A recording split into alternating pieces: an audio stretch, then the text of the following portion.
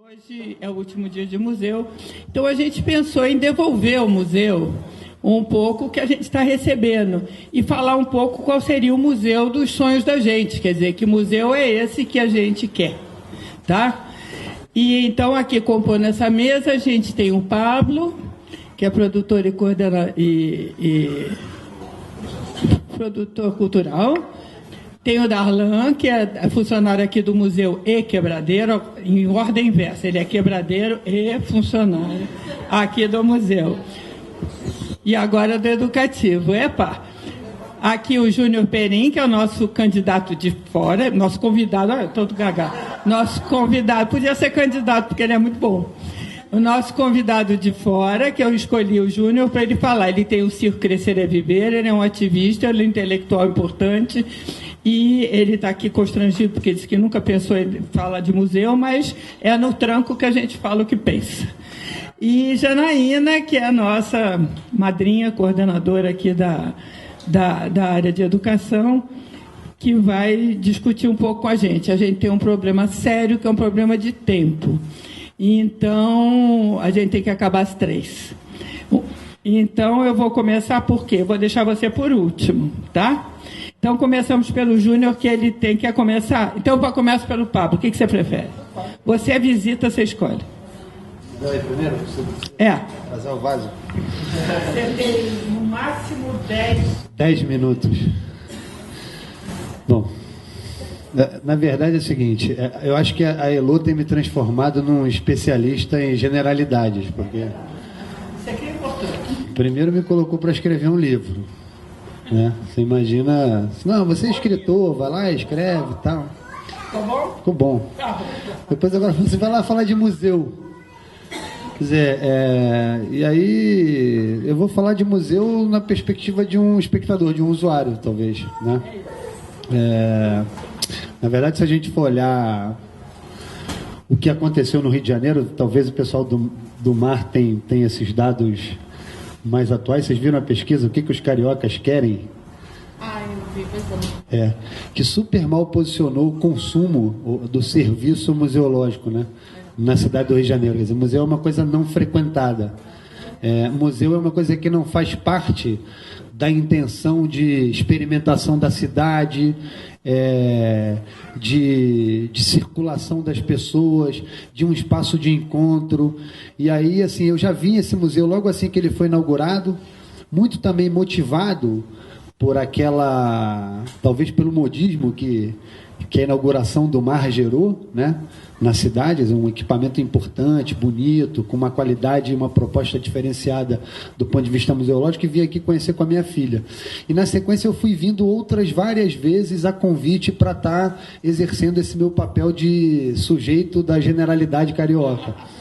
Eu vim falar de um papo sobre economia criativa, depois vim numa outra atividade convidado pelo Globo Universidade, enfim. E agora venho com essa tarefa aqui da professora Luísa. E aí encontro vocês, quer dizer, também ter descoberto anteriormente que As Quebradas estava aqui. Eu acho que o museu que a gente quer, o museu que a gente poderia construir na cidade, esse museu aqui vem experimentando construir. Talvez erraticamente. Vocês vão lá na frente aprender. Acho que um monte de coisa deve estar acontecendo aqui, deve estar dando certo e outras dando errado. Mas, assim, a intenção que esse museu apresenta para nós de chegar aqui, primeiro ver um monte de negros aqui nessa sala. Né? Museu é um lugar frequentado por brancos, né? Museu é aquela coisa da alta cultura. Primeiro ver um monte de negro, ver uma galera de periferia, ver uma galera que pensa e age a partir da periferia, circulando nesse espaço e produzindo conhecimento, trocando informação, fazendo intercâmbio de desejos aqui nesse espaço, já mudou a prática desse museu. Eu não sei, talvez continuo encabulado, tentando aqui encontrar um ritmo, mas dizer que eu, ouvindo ali também uma funcionária do museu, enfim, sobre as intenções do Paulo, difícil o sobrenome dele, Herkenhoff, um cara que também ouvi falar várias vezes, dizer, o que ele quer fazer desse museu aqui, e eu acho que nós podemos fazer, porque não é uma tarefa dele, é bom lembrar que esse museu é um equipamento público, e a gente se apropria pouco dos espaços dos equipamentos públicos, reconstruir, reposicionar ou refazer uma dimensão da cidade que a gente quer desenvolver no Rio de Janeiro. Quer dizer, a possibilidade de construir um novo imaginário carioca, a possibilidade de fazer dessa cidade uma cidade plural, a possibilidade e a necessidade de fazer dessa cidade não só um exemplo de grandes transformações urbanas, do ponto de vista físico, estrutural, dessa coisa urbana que a gente pensa a partir da arquitetura clássica, mas, sobretudo, a gente pensar esse Rio como um espaço de encontro, como um espaço de produção de uma nova ideia de construir estratégias de desenvolvimento nas grandes cidades brasileiras. Os grandes problemas brasileiros estão concentrados nas grandes cidades. Consequentemente, as desigualdades se expressam com mais força nessas cidades, os desafios estão postos e são pautas dessas grandes cidades. O Rio, sem dúvida, é uma cidade com essa característica, né? É uma cidade onde os conflitos gerados pelos problemas estruturais da sociedade brasileira são muito presentes. A gente viu aí o que aconteceu desde junho para cá, né? Eu acho que a cidade, de certa maneira, cumpriu um papel de acolher e de discutir com esses movimentos, mas acho que o Estado brasileiro, de certa maneira, não reposicionou as falas, né? Quer dizer, a escuta foi muito grande, mas não reposicionou as falas, e talvez o que esse museu aqui está fazendo é reposicionar o discurso, quer dizer, assim, do que é o papel de uma instituição pública museológica, do que é o papel de um equipamento público na produção de espaços de troca de conhecimento, de produção de conhecimento, mas que esse museu possa cumprir, quer dizer, o papel que todo museu deveria cumprir, quer dizer, tem uma memória recente do Brasil, quer dizer, e tem uma memória recente da sociedade carioca. Eu acho que essa sociedade é muito marcada pelos afetos, né? Então, talvez esse museu seja um lugar onde se possa concentrar a memória afetiva do Rio de Janeiro e torná-la cada vez mais forte e mais produtora de novos fluxos de relação afetiva, de novos fluxos de relações humanas, de novos fluxos de relação de saber, de conhecimento, para produzir uma nova perspectiva de manejar a cidade, de manejar os ativos que essa sociedade tem, e o principal deles, o Celso Furtado já dizia que o principal ativo da sociedade brasileira é o gênio criativo do brasileiro, né? E se a gente tirar um extrato desse gênio criativo, eu não tenho dúvida que o gênio criativo carioca, ele talvez seja a pérola mais bem talhada dessa inteligência que o Brasil insiste, mesmo diante de tantas desigualdades e injustiça, produzir o tempo inteiro. Então, acho que esse é o museu que eu gostaria de ver, e eu acho que esse museu aqui faz isso de certa maneira. O museu geralmente tem ali um muro simbólico, quando a gente não sabe se vai entrar, porque não sabe se vai compreender o que ele apresenta para nós, se a gente vai poder viver a experiência de se relacionar com aquilo que ele nos oferece. Então, o museu me parece que tem um muro simbólico. Eu acho que, assim, já de cara, ter os quebradeiros aqui, quer dizer, os quebradeiros estão metendo a marreta, de certa maneira, nesse muro simbólico, quebrando esse muro simbólico, que talvez esse museu nem imponha pelo desejo dos seus gestores, dos seus dirigentes e da sua própria proposta, mas que essa marreta possa quebrar também, que aqui sirva de referência para consolidar essa marreta, para quebrar outros muros que ainda estão impostos a importância da experiência da gente viver a memória brasileira. Embora eu acho que termino minha fala aqui dizendo o seguinte: engraçado é que chega esse convite para mim no momento em que eu estava construindo a ideia de um centro de referência do circo, né? Recentemente morreu. Está vivo. Recentemente foi lançado um filme sobre a história do Orlando Orfei. eu sou um cara de circo, né? Então tenho muita relação com isso, né? Com a memória circense. Mas o Orlando Orfei, todo mundo conhece o Orlando Orfei. Pouca gente, não sei se todos sabem também, que ele era dono do parque Tivoli Park, né? Que foi um parque que dominou o desejo de muitas gerações. Assim. Eu tenho essa carinha de 20 e pouco, mas eu tenho 41, e eu nasci lá em São Gonçalo, e eu lembro que eu vinha para o Tivoli com excursão. Quer dizer, minha mãe juntava ali a grana da faxina 3 meses para poder pagar o ônibus e pagar os cupons para eu ir nos brinquedos. O Tivoli tem uma força no imaginário carioca incrível. Agora saiu um filme recente que deve ir. É difícil distribuir filme no Brasil, para produção brasileira, mas em algum momento ele vai estar no circuito comercial, espero, desejo, porque o filme é muito bom. É um documentário sobre a história do Orfei. O Orfei foi o maior empresário do entretenimento do Brasil e que teve o seu empreendimento, que é um empreendimento que tem uma importância na vida de muita gente na cidade do Rio de Janeiro, destruído pela insensibilidade pública da cidade, né? Uma cidade ainda que não... Que eu acho que é despreocupada com esse tipo de memória, com essa memória que é afetiva, né? E aí primeiro vem a lei dos animais em circo, que acaba com o empreendimento dele circense, né? E depois vem a decisão do prefeito César Maia de retirar o parque de lá, para, enfim, fazer uma transformação. 2 minutos. Para fazer uma grande transformação ali urbana naquela região da Lagoa. E aí essa memória afetiva se destruiu, quer dizer. Então, assim, o museu que eu desejo é um museu que possa resgatar isso, quer dizer, né? O quão de coisas aconteceram nessa cidade que foram destruídas, não só do ponto de vista material, mas sobretudo do ponto de vista simbólico, que tem a ver com a formação da civilização carioca, né? E que tem a ver com a construção de possibilidades de fazer essa civilização carioca se transformar, evoluir no plano simbólico, no plano humano, mas no plano da felicidade. Então, eu acho que o museu tem que cumprir esse papel. Eu acho que, de certa forma, esse museu está cumprindo na medida em que acolhe um debate como esse e acolhe um maluco que entende de circo, mas que ela insiste de botar para escrever e para falar de museu. Na próxima, talvez ela vai me botar para falar de, sei lá, sistema nervoso, porque eu estou aprendendo bastante aqui com ela. Estou sempre na corda bamba. Obrigado.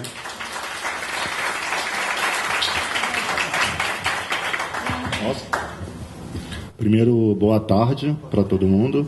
E aí eu comecei a pensar na questão do museu. Como eu sou estudante de turismo, né? Eu comecei a pensar no museu como um atrativo turístico da cidade, né? O que faz essas pessoas, na maioria das vezes estrangeiros, virem ao museu? Todo mundo viaja para a Europa, né, e vai ter que conhecer o Louvre, vai ter que conhecer o Museu Britânico, porque quando as pessoas vêm ao Rio, elas não vão direto querer conhecer o museu. Vão primeiro ao Cristo, ao Pão de Açúcar. E aí eu fiquei pensando como tornar esse museu atrativo. Aí me passou a questão do lazer, a questão do patrimônio, e aí eu cheguei até a educação, né? Formar consumidores de museu, formar pessoas que queiram sair das suas casas e terem o museu como uma atração. Reunir a família no final de semana e, ao invés de ir ao shopping, vir ao museu. E aí eu pensei em museu com algumas características, né? Um museu que tivesse... Normal. Um museu que tivesse explosão, que é um atrativo. Um museu que explode. E aí, pessoal, eu fiquei pensando nessa coisa da memória, né? A memória individual, que às vezes você vai observar uma obra, uma exposição, tem alguma coisa que você já viu falar, já observou no livro, e isso vai te aguçando a fazer essa pesquisa, né? E aí, nessa memória, você se encontra, você pode encontrar a memória do coletivo, da sociedade, e passar a entender mais ou menos o que aconteceu, os erros que foram cometidos e não cometer novamente. E aí também pensei no museu como um lugar de pesquisa, de conhecimento, de viver experiências dentro do museu, um museu que fosse aberto, né? E essa democratização, essa abertura do museu, sempre pensando em como formar esse público para vir ao museu.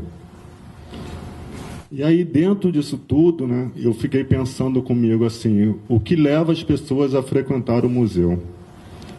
Não tem nada, não tem uma campanha publicitária que forme esse tipo de pessoa, não tem uma cultura brasileira de se frequentar o museu. Muitas pessoas ainda acham que o museu é um lugar de coisa velha, né? Eu conversei com alguns frequentadores, algumas crianças que frequentam aqui o museu, e na maioria das vezes a primeira experiência com o museu é o passeio de escola. E aí esse passeio vem por obrigação, não vem por prazer. Tem que ir ao museu e depois fazer uma redação sobre o que viu no museu. E aí uma coisa que era prazer, que era lazer, passa a se tornar uma coisa obrigatória. E a gente sabe que para o adolescente tudo que é obrigado a fazer torna-se chato, é ruim. E aí, pensando nisso tudo, eu cheguei à conclusão que, na verdade, eu queria um museu que formasse cidadãos. Cidadãos de que forma? Que ele viesse ao museu por livre e espontânea vontade, apreciasse essa obra, vivesse a experiência sobre essa obra, reconhecesse. Não precisa entender a arte, basta compreender, observar, admirar, gostar ou não gostar. E aí o museu tornar um lugar de prazer, um lugar de lazer, na verdade. E aí eu entro no princípio básico do turismo, que é exercitar e fazer o lazer. Aí esse museu passa a não ser mais somente um atrativo turístico e passa a ser um atrativo para toda a família, um lugar de lazer, um lugar descontraído, um lugar sem obrigações. E aí eu trouxe para vocês, já pensando em Pernambuco Experimental, que a gente vai ver daqui a pouco, um poema, porque eu sei que os quebradeiros gostam muito de poema. Aí eu trouxe um poema do João Cabral de Melo Neto, que fala Museu de Tudo. Este museu de tudo é museu, como qualquer outro reunido. Como museu, tanto pode ser caixão de lixo ou arquivo. Assim não chega ao vertebrado, que deve entranhar qualquer livro. É depósito que aí está. Se fez sem risca ou risco, né? E aí, pensando nisso, né, o museu como caixão de lixo ou arquivo, o museu como um lugar inacessível, um dos papéis que nós temos aqui como quebradeiros, né, pensando nessa possibilidade de formar o público frequentador de museu, é quebrar esse estigma de que o museu é um lugar erudito, que o museu é um lugar de alta cultura, que o museu é nosso, o museu é da população. O museu é uma instituição que foi criada e está aí de portas abertas para quem quiser vir. O mar tem uma coisa bem legal, assim. Me disseram para não falar bem do mar, mas como a minha chefe está aqui na mesa, eu vou falar um pouquinho bem do mar. O mar tem uma coisa que me chamou muita atenção. Eu vinha querendo trabalhar no museu, né? Eu sempre vivi 10 anos na hotelaria. E aí, um dia que eu soube que existiria um mar, que era um museu que tinha uma escola, e uma escola que tinha um museu, eu falei, é para lá que eu quero ir. E aí comecei lá na bilheteria, recebendo as pessoas, fazendo o papel do cara que recebia o dinheiro, que dava as informações. E aí eu pensei, isso é pouco, eu não quero isso. Eu quero estar na área da educação, conversar com as crianças, deixar elas correrem lá embaixo no pátio, deixar elas conversarem com os educadores, falarem dentro do museu, viver a experiência do museu. E aí veio Gilberto Freire na minha mente. E aí ele escreveu assim: o saber deve ser como um rio, cujas águas doces, grossas, copiosas, transborde do indivíduo e se esprairem, estancando a sede dos outros. Sem um fim social, o saber será a maior das futilidades.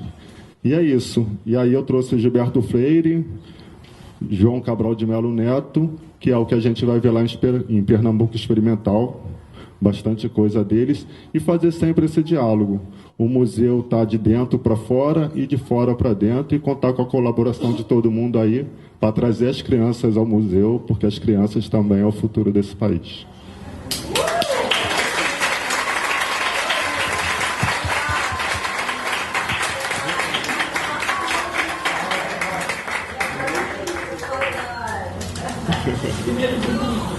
Gente, boa tarde.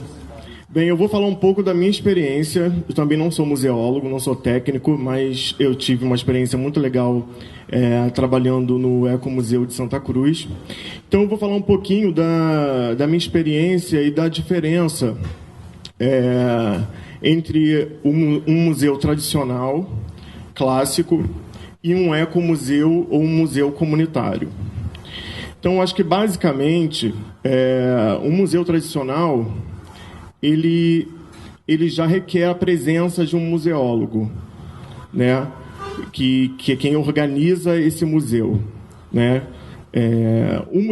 Um ecomuseu e um museu comunitário, ele não precisa da presença de um museólogo para passar a existir. Então, acho que já tem aí uma diferença bem grande.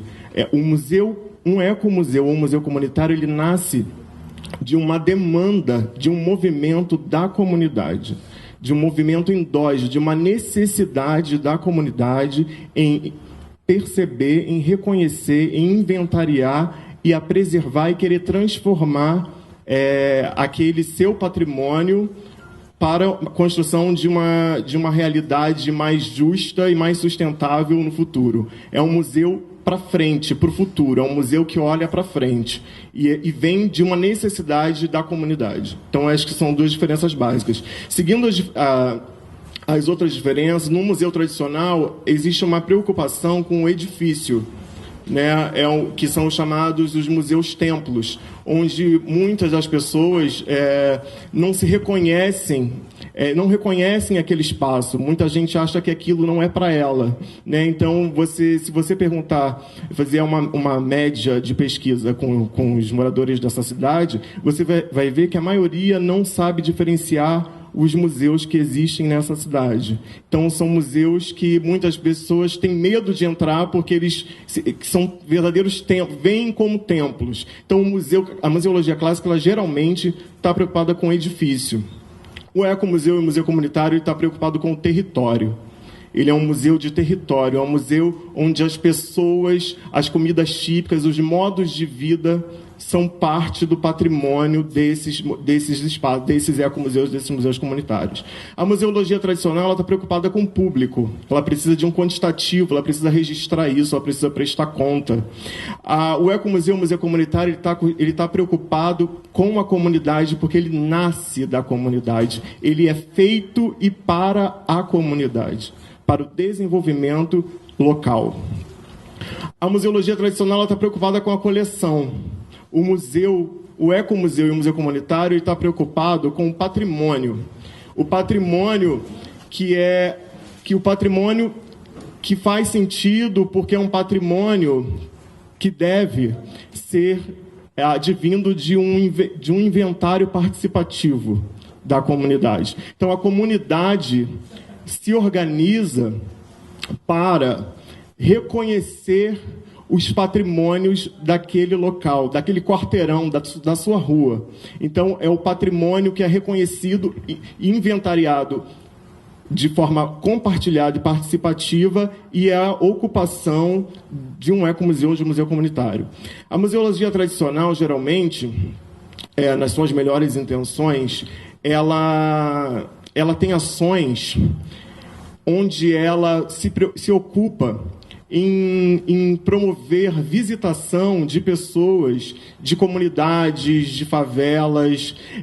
Ela está ocupada, principalmente nos últimos anos, em promover acessibilidade a essas coleções, aos templos, museus. Isso é o que o Paulo Freire poderia chamar, que pode ser o que o Paulo Freire classificava como uma pedagogia bancária, que nada mais é do que a contrapartida, né? Isso não necessariamente é um trabalho comunitário, né? Isso pode até vir a ser, mas não necessariamente isso é um trabalho comunitário. que seria essa pedagogia bancária, seria essa coisa da gente, das pessoas, dos gestores, ficarem em seus gabinetes, pensando o que eles acham que é legal para aquela comunidade. Né? Então, eles formulam ideias. Então, acho que isso é bacana apresentar essa coleção para essa comunidade. É bacana chamar essa galera a vir de graça aqui para ver isso. Mas isso também pode ser um modo muito cruel de estar impondo um modelo e está impondo as normas de como deveria ser um museu. Então, pode ser, se a gente não tiver cuidado, que esse público de contrapartida social, ele nunca promova um movimento ecomuseológico, um museu comunitário em sua comunidade, porque ele sabe que ele nunca vai poder reproduzir aquele modelo que está sendo apresentado como norma, como modelo de um museu, como um museu deveria ser. Né? Isso pode acontecer, isso não é uma regra, mas é o que em muitas experiências a gente tem observado. Em tese, eu acho que a museologia tradicional, ela também tem uma ocupação que também tem a ver com o turismo, muito economicista. Né? Então, pegando até essa experiência, esse recorte aqui da zona portuária, que está numa fase de revitalização importante, eu acho que eu estive conversando com os moradores do Morro da Providência essa semana, porque no Morro da Providência, em 2006, foi entregue as obras do Favela Bairro, e tinha uma urbanista, a Lu Petersen, que estava organizando um museu a céu aberto, com uma ideia super interessante, que hoje ainda existe. Esse museu é todo no chão, aqui no Morro da Providência, mas, segundo os moradores, não existe hoje nenhum programa que coloque esse museu realmente para funcionar e que esteja a serviço da comunidade, do desenvolvimento, da melhoria de vida social e cultural dessas comunidades, dessa comunidade do Morro da Providência. Então, assim, por que talvez esse museu não tenha emplacado? Porque tenha sido planejado por uma urbanista, dentro de um programa político, e que não tem nada a ver, talvez não fosse uma demanda que a comunidade gostaria. Né? Então, esse museu não pode não ter feito sentido para essa comunidade.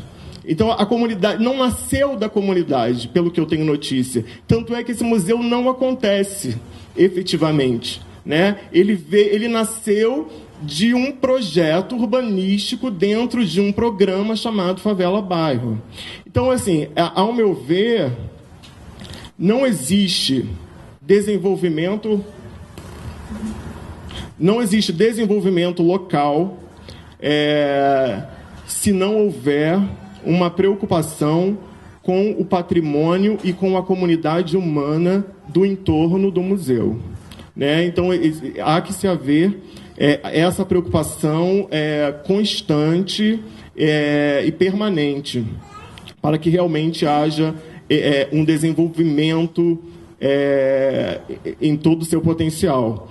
Porque uma proliferação de museus, de grandes museus, ele não é necessariamente um sinal de saúde cultural para uma comunidade ou para um bairro. Ele pode estar a serviço de interesses políticos, ele pode estar a serviço da atração de turistas para consumir bens e serviços dentro da cidade de Rio de Janeiro, né, por exemplo. Então, essas são o museu que queremos.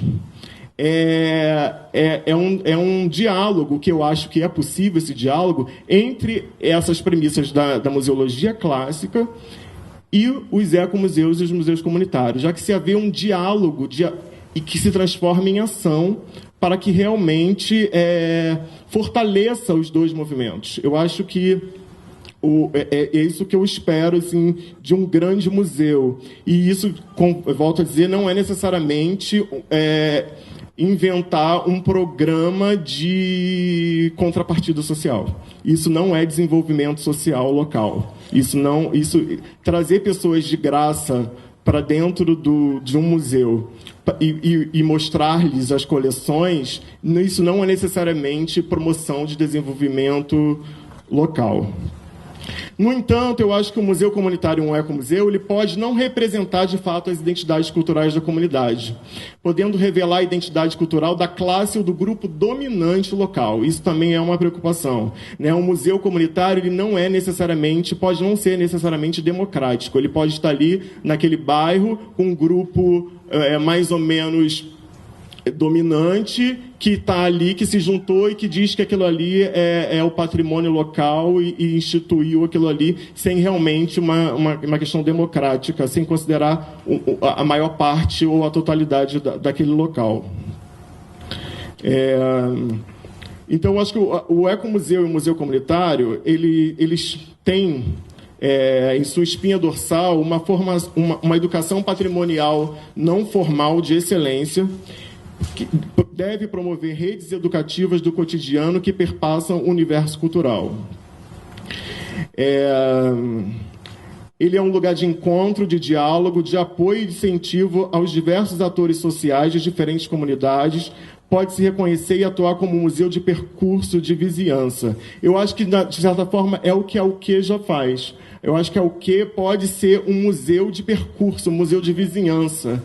Um museu onde que os quebradeiros, a partir da experiência de compartilhar saberes entre si e com a universidade, estabelecem novas pontes entre a vida que se faz no dia a dia, onde a memória pode se transformar numa estratégia de valorização de cada um em relação aos saberes e fazeres locais.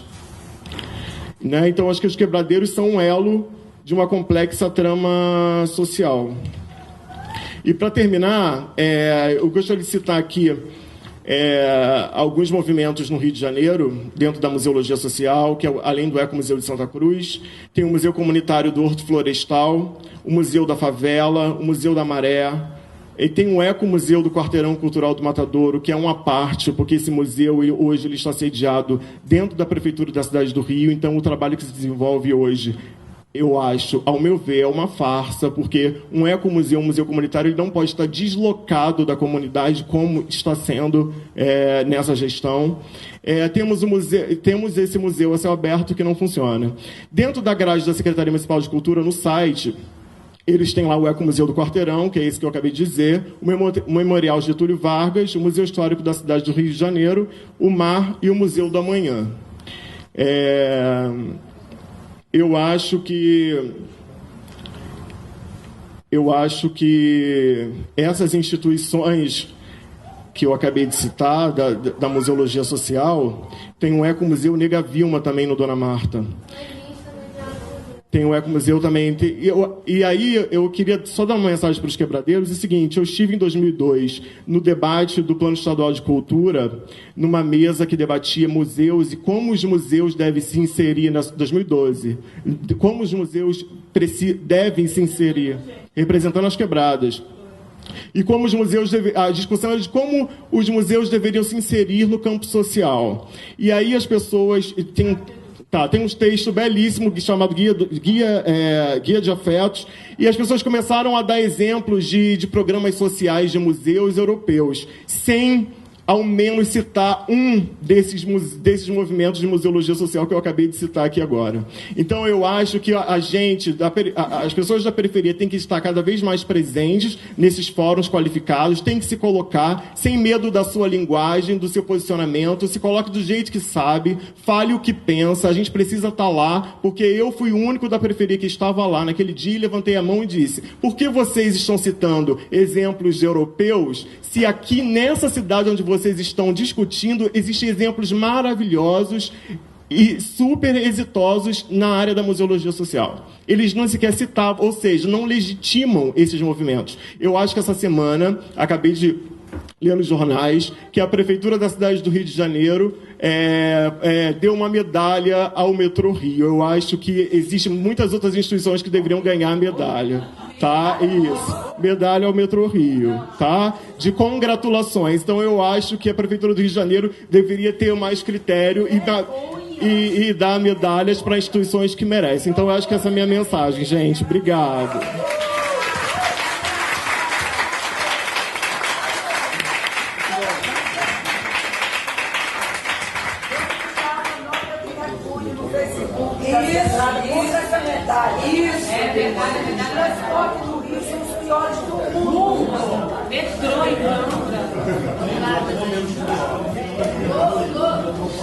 Gente, olha o nosso arquiteto que está visitando aqui.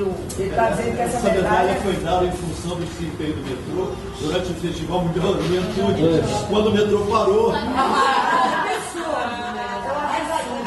Esse povo não tem velho. Eu fiquei até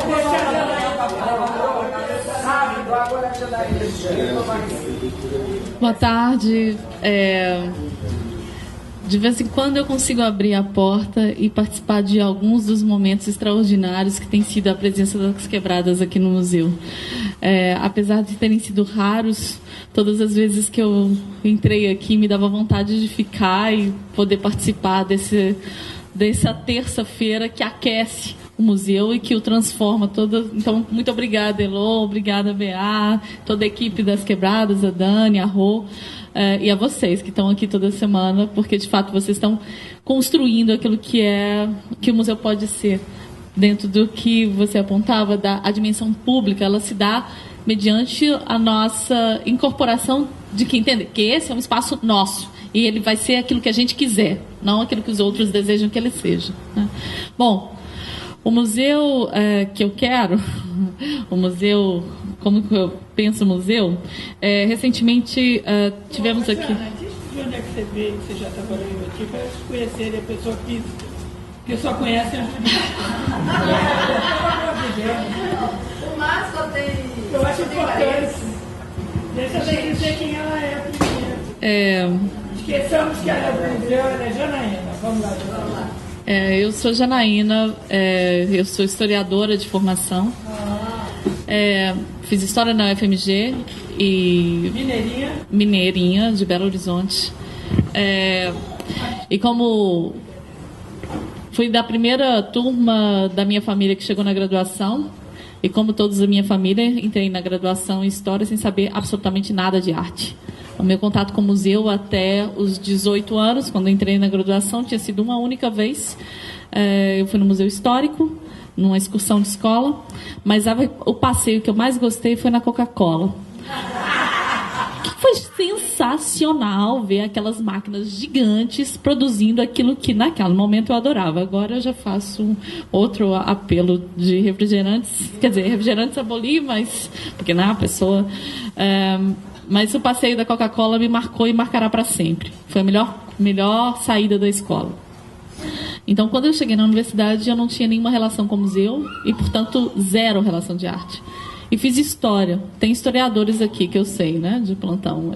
Não tem gente fazendo história aqui, que vem da história? Formado em história. Pronto. Então, com licença, que eu vou falar mal do historiador. Então, historiador é o bicho mais arrogante que existe na face da Terra. Porque ele acha que ele sabe tudo. E aquilo que ele não sabe, ele vai se mover para saber, não é verdade? Isso é. Mas eu atualmente não. Hã?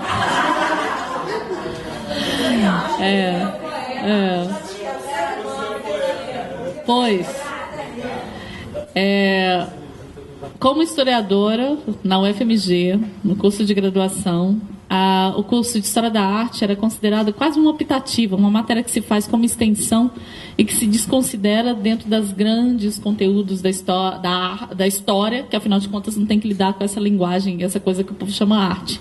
E a arte era convocada dentro das discussões históricas no momento que ela servia como ilustração. Então vai se falar da questão da escravidão, vamos lá pegar um Rudiendas e vamos trazer para ilustrar. Vai falar do período colonial, vamos trazer uma imagem do Aleijadinho para ilustrar.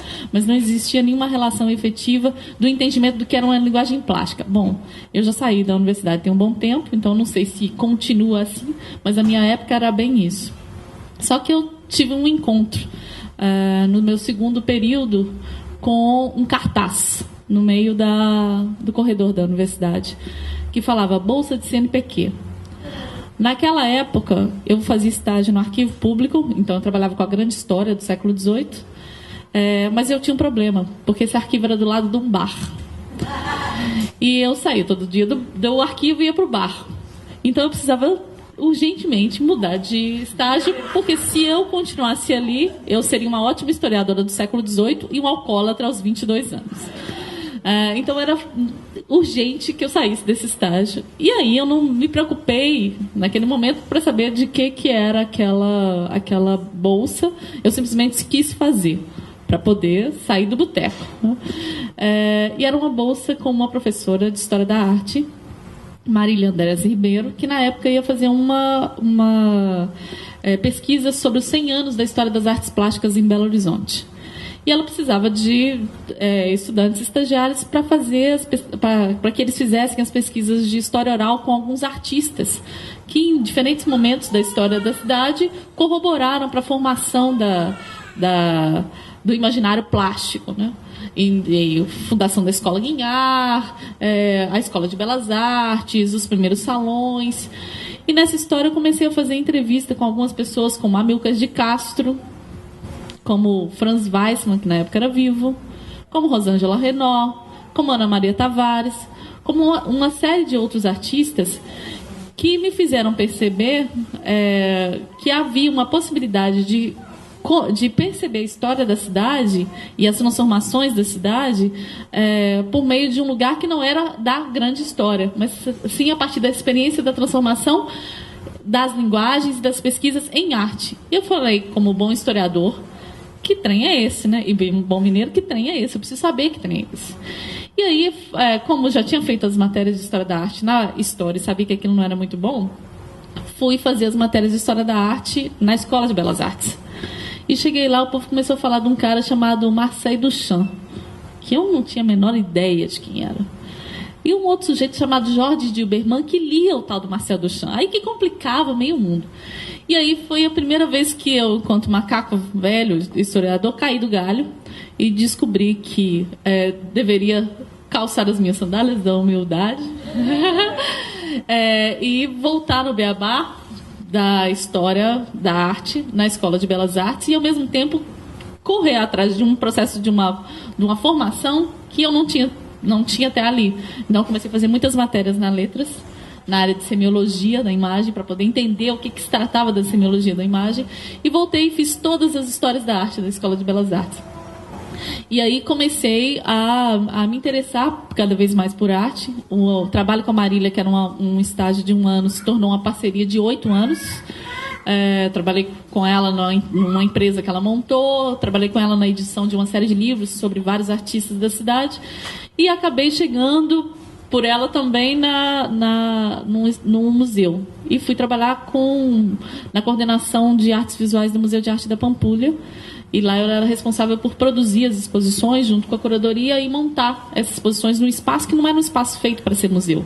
E eu me deparava com vários artistas chegando ali e tendo as mesmas dúvidas, angústias e anseios que eu tinha quando eu me deparei a primeira vez com arte. Porque o que é produzir um trabalho para um espaço que em si já é uma potência, que em si já fala, que é um espaço do Niemeyer. Então era muito importante, como processo de aprendizado, perceber esses desafios que esses artistas enfrentavam na relação com o espaço. E saí dali, trabalhei 4 anos no MAP, e fui para a criação de um outro museu chamado Instituto Inhotim, que é no Museu de Arte Contemporânea, que estava se formando, a 60 quilômetros de Belo Horizonte, no meio de uma região absolutamente rural, que nunca tinha ouvido falar de arte, assim como eu. Não sabia o que era arte contemporânea, se não ouvia falar de arte, certamente não tinha a menor ideia do que era arte contemporânea. Você vai ser o museu? Hã? Não, é um jardim botânico e um espaço de galerias e obras instaladas num ambiente aberto de artistas brasileiros e internacionais da cena contemporânea, que começaram a sua produção dos anos 60 em diante. Mas então, essas obras ficam expostas permanentemente. Eu pensei que, por ser céu aberto, essas obras fossem para lá. Não, mas o museu é a céu aberto, tem obras nos espaços abertos e tem galerias de arte. E dentro das galerias uma série de trabalhos. Tem pavilhões por artista e tem pavilhões por mostras coletivas. Mas o que era mais interessante nesse momento é que eu sabia 1/5, mesmo tendo estudado e trabalhado já com arte há muito tempo, eu não sabia sequer 1/5 da produção que estava ali presente naquele museu. E tinha que trabalhar com essa produção. E mais, pensar a partir dessa produção, que para mim também era inaugural, possibilidades de acesso e participação para pessoas que nunca tinham visto arte. E será que seria possível estabelecer alguma relação de alguém que nunca foi a um museu, de alguém que nunca esteve num espaço positivo, com um artista como Henrique Tiravanija, Olafur Elias e tantos outros? Pois bem, nesse processo, eu me lembrei lá do meu primeiro contato com arte e dessa relação que se deu com a fala do artista, com a possibilidade do artista investigar o mundo, operar o mundo, introduzir novas formas no mundo, e que isso para mim, foi um processo absolutamente definidor, porque no contato com a arte, eu reconfigurei toda a minha formação e a maneira como eu queria atuar na minha prática. Então eu eu implementei dentro de Inhotim um programa de educação que lançava as bases da mesma experiência que eu tive, de criar situações para que a potência do trabalho se desse, não como uma reverência ao objeto em si, mas que tipo de provocação, o que antecedeu, qual é o processo, ou o que interessa o artista ativar, construir, articular, né, no espaço-tempo que ele vive. E a partir dessa abertura de códigos, da experiência plástica, a gente começou a construir os processos educativos de Inhotim. Então, como que poderia abrir aquele código para que o professor também operasse e investigasse? Como poderia abrir aquele código para que um sujeito que nunca viu uma obra de arte ou nunca esteve no museu pudesse operar aquilo? Não dentro do museu, ou para que ele tenha uma experiência estética, mas para aquilo que ele quiser. E aí eu gosto muito do Flusser, e acho que conclua nossa conversa com isso, numa apresentação que virou fala, quando ele diz que a gente tem que estar atento não a um quê, mas a maneira como as coisas acontecem, a maneira como os corpos estão quando relacionados num espaço. Acho que a experiência com arte, ela acaba provocando isso. Ela nos provoca não a um quê, não para agir de uma determinada maneira, mas a perceber a maneira como os corpos se relacionam no espaço. E a partir dessa percepção, como que eu posso articular, como que eu posso atuar com eles. Pois bem, o convite agora ver exatamente conversar com alguns artistas e identificar com eles como que eles operam esses espaços, né? E eles vão estar lá na galeria para conversar com a gente.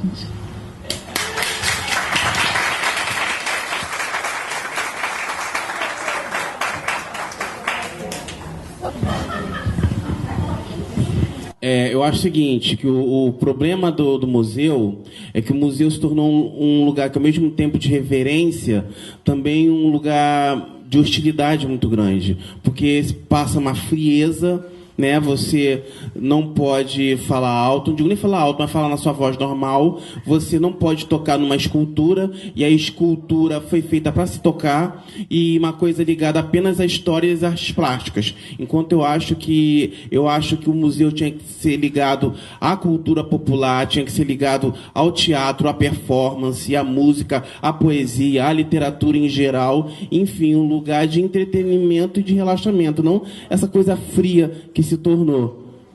Entendeu? Só isso. Eu quero outro microfone. Apenas para colocar para o companheiro sobre a questão de como levar esse conhecimento do museu para a sociedade, para a comunidade. Eu acredito que precisa ser trabalhado em cima dos currículos de formação de professores ou de cultura, tá, de agentes culturais. É uma questão a se discutir com muita profundidade. Eu acho que tudo é necessário passar por essa questão curricular, tá, para poder se chamar a atenção da necessidade. Obrigado.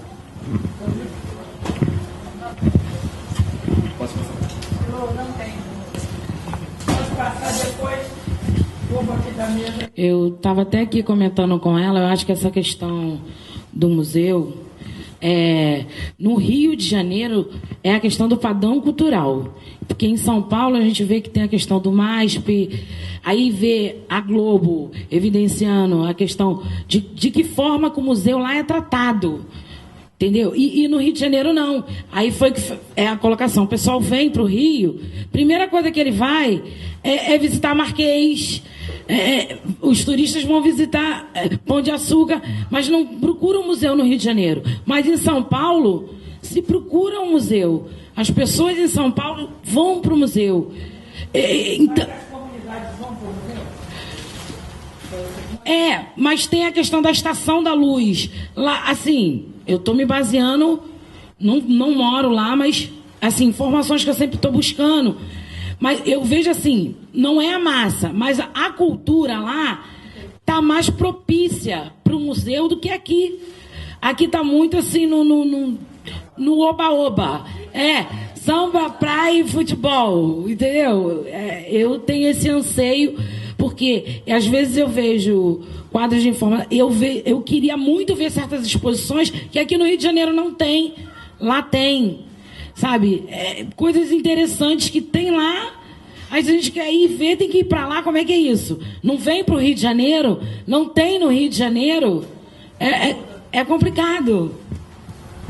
Eu acho que eu sei o que ela quer falar. Lá em São Paulo, nós temos oficinas culturais espalhadas pela cidade inteira, que são maravilhosas, que trabalham não só com artes plásticas, mas com cinema, com teatro, com música. Tem uma escola de música na Oswald de Andrade, que você estuda qualquer instrumento grátis. Tem coisas maravilhosas que as pessoas entram com um projeto nas oficinas culturais e desenvolvem coisas maravilhosas. Eu acho que é isso que ela está falando, que não tem aqui. Eu não conheço aqui no Rio. Eu que peguei aqui o microfone. Vocês vão para o final da fila.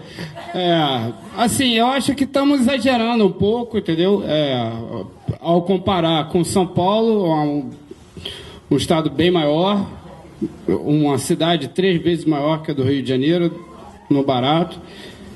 E outra coisa que eu acho que precisa prestar atenção é o movimento de vários artistas, né, contemporâneos em ativar, né, outras dimensões, que são dimensões exteriores, né, a questão do museu, né, como um lugar de depósito da arte, né, onde a vida está incluída. Então, são experiências até que eu tive outro dia, né, no MAC, né, de Niterói, Museu de Arte Contemporânea de Niterói, e uma parte da discussão foi essa, né? Foi o quanto que as obras, né, estão envolvidas dentro da vida. Então, o caso era o José Bier, e a ideia dele era justamente, no pós-guerra, no pós-segunda guerra, levar a arte como uma obrigação para todos os cursos, né, de escolaridade da universidade. Ele tinha uma ideia de universidade livre. Eu acho que é um pouco por aí, não é uma coisa de complicar o que está tranquilo. A minha pergunta é para a Janaína, desculpa. Como é que a gente faz para expor aqui um trabalho, quando é um artista plástico que tem um trabalho já mostrado fora do Brasil até? E ele está onde?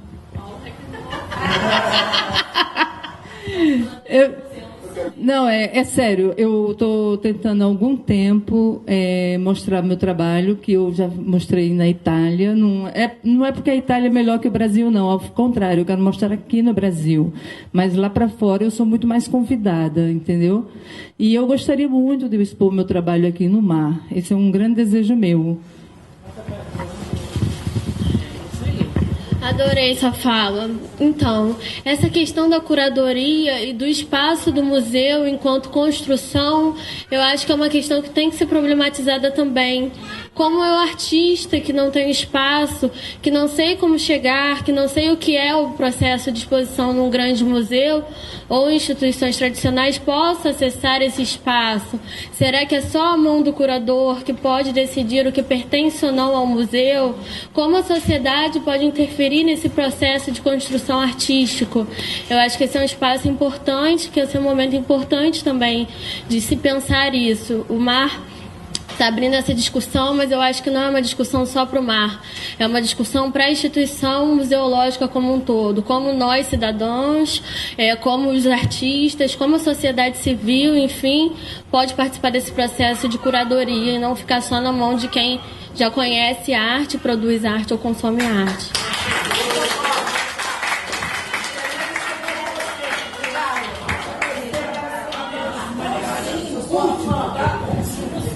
Bom, a questão em relação à comunidade, eu penso bem dessa forma que estão debatendo, que aqui ao redor tem vários artistas plásticos.